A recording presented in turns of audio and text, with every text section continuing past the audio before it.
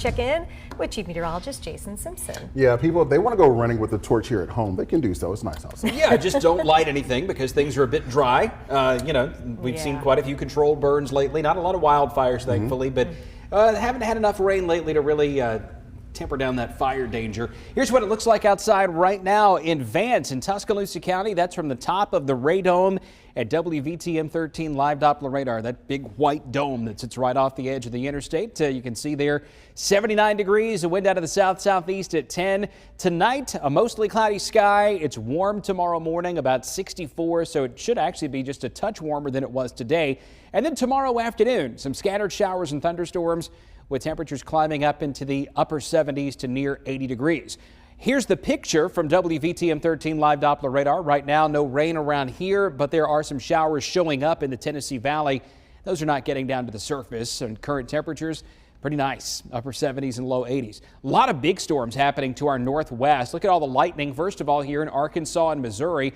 And then underneath this big storm system, several very large tornadoes have occurred in Iowa and Missouri, and now those are shifting up into Illinois. I think the tornado threat may come down some as these storms approach Chicago, but still a rough night in the upper Midwest. Then you look over here to the west of us. Those thunderstorms are going to start moving this direction into the first part of tomorrow morning, but they're likely to fizzle out and just become some scattered showers northwest of places like Hamilton and Russellville, then up around the Shoals and into southern Middle Tennessee. The showers keep moving down toward the south, and somewhere around 10 to 11 o'clock in the morning, we may notice a few of them flaring up and getting a bit stronger, meaning some more lightning, some gusty winds, and some heavy rain. In North Alabama, those are going to work to the south through the early evening, and then this should be over about 7 to 8 o'clock on Wednesday, and we start to see a few more scattered storms in the forecast going through the rest of the week, too. But there is potential for a brief severe thunderstorm with some gusty winds over 50 miles per hour and some hail tomorrow afternoon.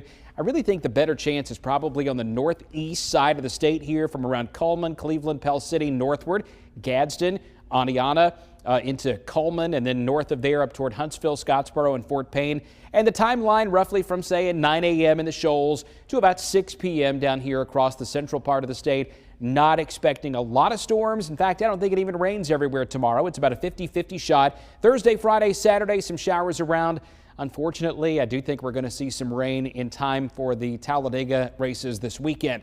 Up to an inch of rain possible northwest of Birmingham, closer to a ½ inch in Jefferson County, and then likely less than a ½ inch of rain over the next 7 days. That's when we add it all together here through Sunday. Sunday's high only 66 with occasional showers. And then on Monday and Tuesday of next week, we're a little cooler in the mornings, but nice and warm in the afternoons.